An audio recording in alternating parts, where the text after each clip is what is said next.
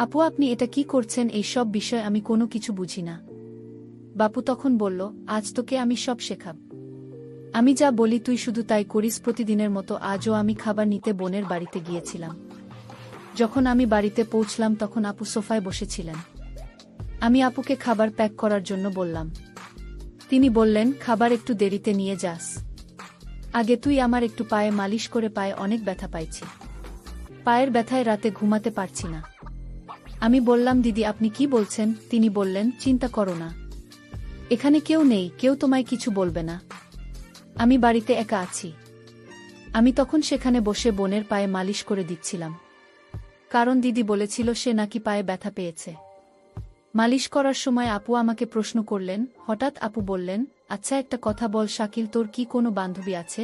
আমি বললাম, বান্ধবী? আমি বুঝতে পারলাম না আপু আপনি কি বলতে চান? তিনি বললেন, আরে বোকা, আমার মনে হয় কোনো গার্লফ্রেন্ড আছে নাকি? আমি বললাম, দিদি আপনি কি কথা বলছেন? আমি ওই ধরনের ছেলে নই। আর তাছাড়া গার্লফ্রেন্ডের ব্যাপারটা তো ধনী লোকেদের জন্য হয়। আপনি তো আমাদের বাড়ির পরিস্থিতি ভালোভাবে জানেন। তিনি বললেন, আচ্ছা এর মানে তুই এখনো কুমার? তার এই কথা শুনে আমি একটু লজ্জা পেলাম।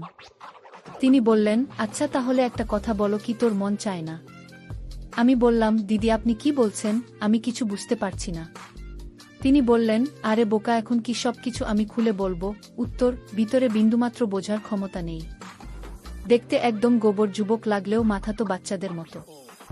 চলো আজ আমি তোমায় শিখিয়ে দিচ্ছি।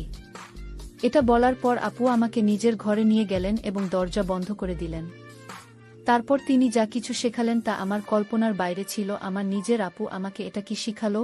মূল ঘটনাটি শুরু করার আগে তোমাদের কাছে একটি রিকোয়েস্ট, তোমরা এই ভিডিওতে একটি লাইক করে আর চ্যানেলটি সাবস্ক্রাইব করে পাশে থাকবেন। ধন্যবাদ।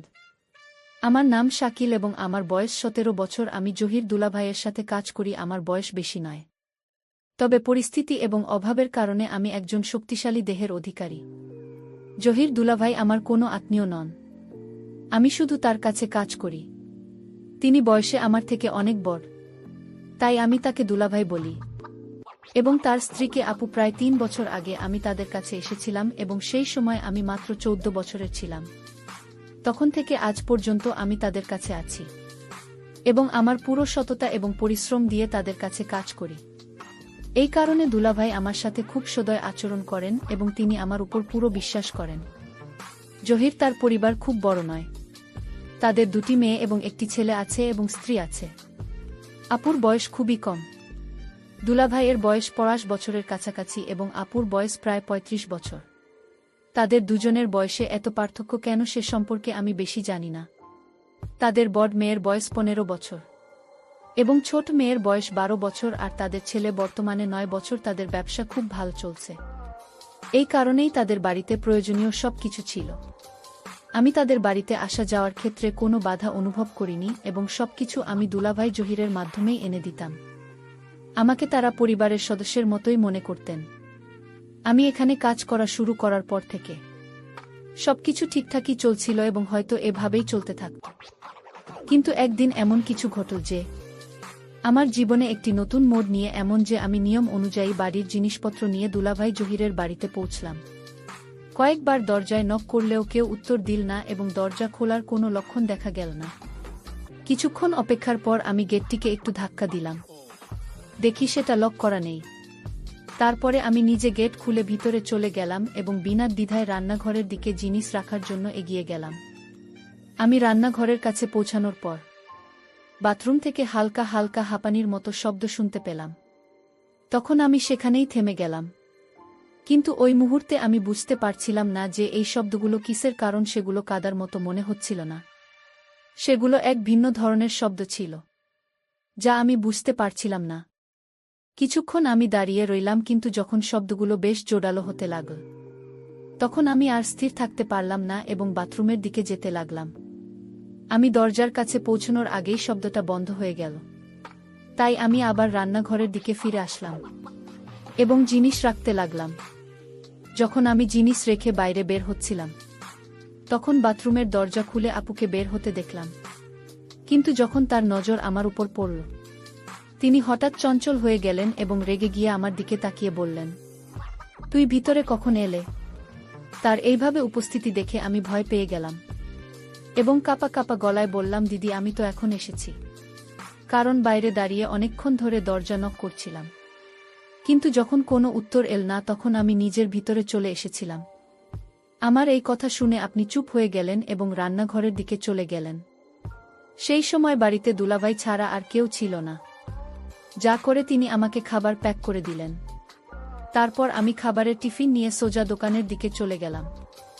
দোকানে আসার পরেও আমার পুরো মন্দিরের দিকে ছিল যে আসলে দিদি বাথরুমে কি করছেন এবং তিনি কেন এমন আওয়াজ করছেন। পুরো দিন চিন্তা করার পরেও আমি বিষয়টি বুঝতে পারলাম না। তাই আমি সেই চিন্তা মাথা থেকে বের করে দিয়ে পুরো মন কাজের দিকে দিলাম। কিন্তু পরের দিন যখন আমি খাবার নিতে বোনের বাড়িতে গেলাম, তখন আমি তার মধ্যে অনেক পরিবর্তন অনুভব করলাম। অর্থাৎ যেভাবে তিনি আজ আমাকে দেখছিলেন, গত 3 বছরে তিনি আমাকে কখনো এমন ভাবে দেখেননি যতক্ষণ আমি সেখানে দাঁড়িয়েছিলাম। প্রায় তার মন আমার দিকেই ছিল। তারপর কিছুক্ষণ পর তিনি খাবারের টিফিন প্যাক করেন, আমার হাতে ধরিয়ে দিলেন। জানি আমি দরজার দিকে চলে গেলাম যখন আমি বাড়ি থেকে বেরিয়ে আসতেই যাচ্ছিলাম। সেই সময় তিনি আমাকে পিছন থেকে ডাকলেন। তখন আমি ফিরে এসে তার কাছে গেলাম এবং বললাম যে আপু কি বলবেন। তিনি মিষ্টি হাসি দিয়ে আমার দিকে তাকালেন। তিনি আমার সাথে এক অদ্ভুত আচরণ করা শুরু করল। তার হঠাৎ এমন করার কারণে আমি একদম অবাক বিপর্যস্ত হয়ে পড়লাম। তারপর কিছু মুহূর্ত পর তিনি আলাদা হলেন এবং বললেন, শাকিল তুই এখন বড় হয়ে গেছিস এবং কত সুন্দর লাগছে তোরে। তবে এই কথা তো দুলাভাই বা অন্য কাউকে বলবে না। আমি না বলে মাথা নাড়লাম এবং তার বাড়ি থেকে বেরিয়ে গেলাম। কিন্তু পুরো রাস্তা জুড়ে আমি ভাবতে থাকলাম আর যাচ্ছেন এমন কি হয়েছে, এবং এই ভাবনা ভাবতে ভাবতে আমি দোকানে পৌঁছে গেলাম। এখন আমার কাজে একদম মন ছিল না, কিন্তু এই বিষয়টি চিন্তা করে আমি নিজের ভিতরে এক অদ্ভুত অনুভূতি অনুভব করতে লাগলাম এবং ভিতরে ভিতরে হাসতে লাগলাম। পরের দিন রবিবার ছিল এবং দুলাভাই রবিবার দোকান বন্ধ রাখতেন। এই কারণে সারা দিন আমি বাড়িতেই ছিলাম। পরের দিন সকালে যখন আমি দোকানে গেলাম তখন আমার পৌঁছানোর সাথে সাথে দুলাভাই আমাকে বললেন, তোর বোনের বাড়ির কিছু জিনিস দিতে যেতে হবে, তাই তুই এখন বাড়িতে চলে যাও। দুলাভাইয়ের কথা শুনে আমি খুশি হয়ে তার বাড়ির দিকে চলে গেলাম। বাড়িতে পৌঁছে আমি দরজায় টোকা দিলাম। তখন আপনি নিজেই দরজা খুললেন, কারণ তার সন্তানরা স্কুলে পড়তে গিয়েছিল। সেই সময় আপনি ঘরে একা ছিলেন। তারপর তিনি আমাকে দেখলেন এবং ভিতরে আসতে বললেন। আমি ভিতরে ঢুকতেই তিনি দরজা বন্ধ করে রুমে চলে গেলেন, কিন্তু আমি বারান্দাতে দাঁড়িয়ে রইলাম। তখন তিনি আমাকে ডাকলেন এবং বললেন, শাকিল তুই ওখানে কেন দাঁড়িয়ে আছিস? ভিতরের উমেশ। তার কথায় আমি রুমে ঢুকে পড়লাম। প্রথমে তিনি আমার দিকে তাকিয়ে হাসলেন, তারপর বললেন, তুই বস, আমি এখনই আসছি, এবং এই বলে তিনি রুম থেকে বেরিয়ে গেলেন। আমি সোফায় বসে তার ফেরার অপেক্ষা করতে লাগলাম। তারপর যখন তিনি ভিতরে এলেন তখন তার হাতে চায়ের 2টি কাপ ছিল। তিনি একটি কাপ আমার দিকে বাড়িয়ে দিলেন। আমি বললাম, দিদি এর কি প্রয়োজন ছিল? তিনি হাসি মুখে আমার দিকে তাকিয়ে বললেন, খাস সকালে চা খাওয়ার সময়, আর তোর তো এখন অনেক পরিশ্রমের কাজ করতে হবে। তার এই কথা শুনে আমি ভাবতে লাগলাম, আসলে এমন কোনো কাজ হতে পারে। তারপর আমরা দুজন চা পান করতে লাগলাম। চা পান করতে করতে আপু বললেন, সেদিন যে ঘটনা ঘটেছিল তুই কি সেটা কাউকে বলেছিস? আমি বুঝতে পারলাম তিনি কোনো ঘটনাটি উল্লেখ করেছেন, তবে আমি অজানা সে বললাম, কোন ঘটনা আপু? তখন তিনি বললেন, ওহ তুই এত দ্রুত ভুলে গেলে, তুই কি মনে রাখুনি যে যখন তুই পরশু খাবার নিতে এসেছিলে আমি তোর সাথে জোর করে আমি বললাম জি মনে আছে, তবে আমি কেন এই বিষয়টি কাউকে বলবো? এ বিষয়ে তো আমার কোনো স্মৃতি ছিল না, এখন তুই উল্লেখ করায় মনে পড়ল। আমার কথা শুনে তিনি উঠে আমার খুব কাছে বসে গেলেন। তারপর বললেন, দেখো এখন তুই এতটা বড় যে কোনো বিষয়টি লুকোনোর মতো এবং কোনটি নয়, কারণ যে কাজ আমি তোর কাছ থেকে নিতে চাই সেটা যেন কেউ জানতে না পারে। তিনি খুব ভালোবাসে আমাকে বোঝাচ্ছিলেন এবং আমি তার কথা মনোযোগ দিয়ে শুনছিলাম। কিন্তু এই সময় আমার মনে অনেক প্রশ্ন জাগছিল যে আসলে এমন কোনো কাজ হতে পারে। আমি যখন এই সব কথা শুনলাম তখন আমি তাকে বললাম, আপু আপনি একদম চিন্তা করবেন না, আমি আপনাকে প্রতিশ্রুতি দিচ্ছি যে আপনি যে বিষয়টি বলবেন আমি তো কাউকে জানাবেন না। আমার এই কথা শুনেই তিনি একদম হাসতে হাসতে বললেন, সাবাস, আমার তরফ থেকে এটাই আশা ছিল এবং এই বলে তিনি দাঁড়িয়ে গেলেন। কিন্তু আমার উপর অবাক হওয়ার পাহাড় ভেঙে পড়ল যখন আপু পা ম্যাসাজ করতে বললেন। তিনি বললেন, আজ কাজ অনেক বেশি ছিল। আমার পায়ে অনেক ব্যথা পাচ্ছি। কাজ করে আমার পা দুইটা প্রচণ্ড ব্যথা করছে। তাই আমি খুব ক্লান্ত হয়ে গেছি। তুমি একটু পা নালিশ করে দে। আমি বললাম, দিদি আপনি কি বলছেন? তিনি বললেন, চিন্তা করো না, এখানে কেউ নেই, কেউ কিছু বলবে না। আমি বাড়িতে একা আছি এবং তোমার দুলাভাই দোকানে আছেন। আমি সেখানে বসে পায়ে শুরু করলাম পাবলিশ করার সময় হঠাৎ আপু বললেন, আচ্ছা একটা কথা বল সাক্ষী, উত্তর কি কোনো বান্ধবী আছে? আমি বললাম, বান্ধবী আমি বুঝতে পারছি না আপু, আপনি কি বলতে চাইছেন? তিনি বললেন, ওরে বোকা, আমার মনে হলো তোর কি কোনো গার্লফ্রেন্ড আছে। আমি বললাম, দিদি আপনি কি বলছেন? আমি সেই ধরনের ছেলে না। এবং আসলে গার্লফ্রেন্ড ব্যাপারটা তো ধনী লোকেদের জন্য। আপনি তো আমাদের পরিবারের অবস্থা ভালো করেই জানেন। তিনি বললেন, আচ্ছা এর মানে তুই এখনো কুমার আছো? তার এই কথা শুনে আমি একটু লজ্জিত হলাম। তিনি বললেন, আচ্ছা তুই একটা কথা বল, তোর মন কি চায় না? আমি বললাম, দিদি আপনি কি বলছেন? আমি কিছু বুঝতে পারছি না। তিনি বললেন, ওরে বোকা, এখন আমি কি সব কিছু খুলে বলবো? জুতোর মধ্যে একদমই বোধ নেই, দেখতে একদম গোবর যুবক মনে হচ্ছে, আর মাথা তো বাচ্চাদের মতো। আজ আমি তোকে শেখাচ্ছি। তার এই কথা শুনে আমি একটু আতঙ্কিত হয়ে পড়লাম। আমি বললাম, দিদি আমার দেরি হচ্ছে, আমি দোকানে যাচ্ছি।